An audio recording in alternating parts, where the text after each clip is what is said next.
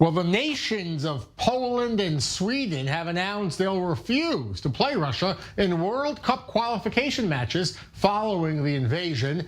The decision by both nations to boycott Russia will have a major impact on World Cup qualifications. FIFA must figure out how to respond exactly. Poland was supposed to travel to Moscow on March 24th for a semi-final game. Ukraine was scheduled on that same day to face Scotland.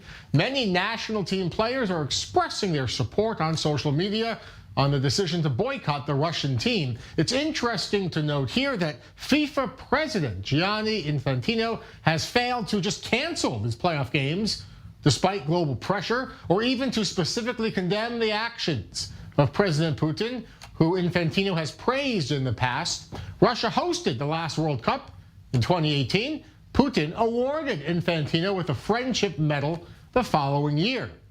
With us now is Johnny Gould, podcast host and sports journalist, joining us in London.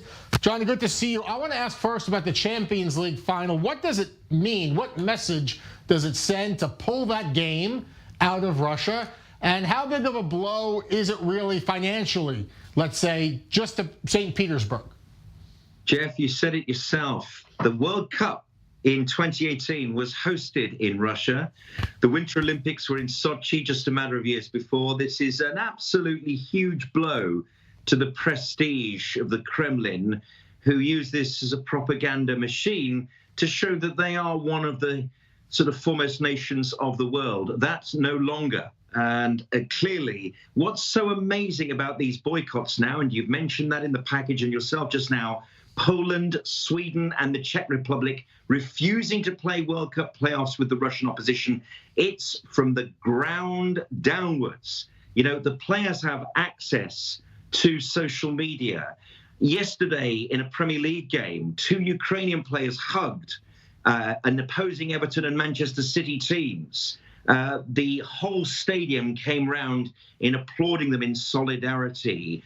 Hosts are wearing the yellow and blue flag of the Ukraine. Matty Cash of Aston Villa lifted up his shirt in celebration after a goal to show solidarity with a Polish teammate who is stuck in Kiev at the moment. And FIFA and UEFA, like so many governing bodies, are hamstrung. They don't know what to do.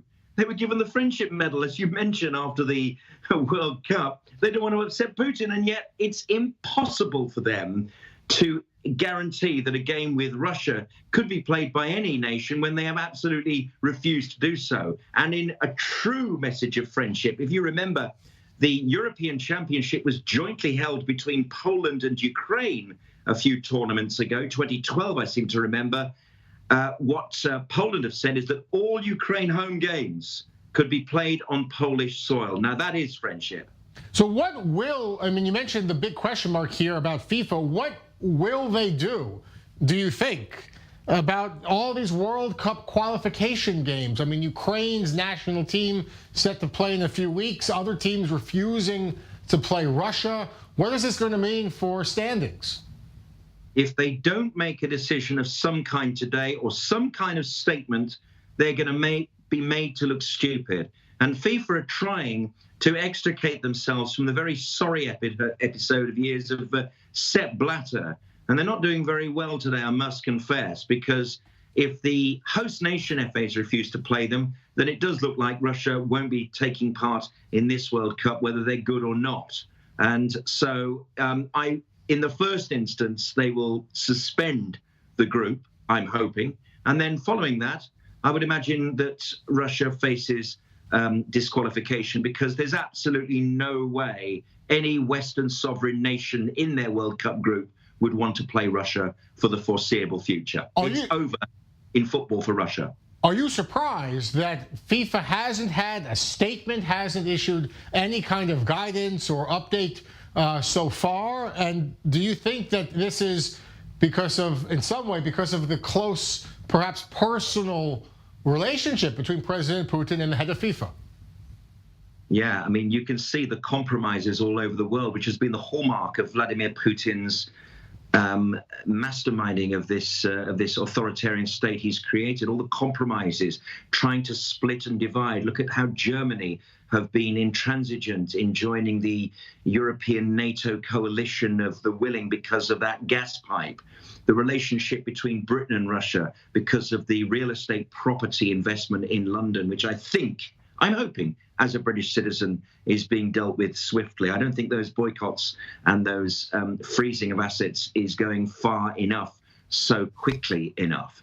And we are starting to see, because of social media, because of the empowerment of celebrity culture, the hollowing out of organizing governing bodies, of governments, because the people beneath them are creating bigger awareness of these issues, of these corruptions, of these problems, which is hollowing out the governance, the credibility of the organizations above them. This is a very interesting moment in our society.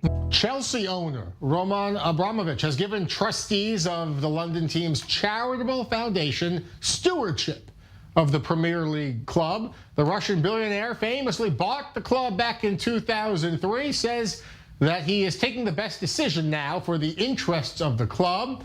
Abramovich and Chelsea did not reveal why exactly he was giving the foundation stewardship at this time. Abramovich has not faced any sanctions yet specifically, but several Russian individuals and entities in the UK have been put under sanctions by British Prime Minister Boris Johnson following Moscow's all-out invasion of Ukraine. Back now, Johnny Gould. Johnny, what does this mean for Chelsea?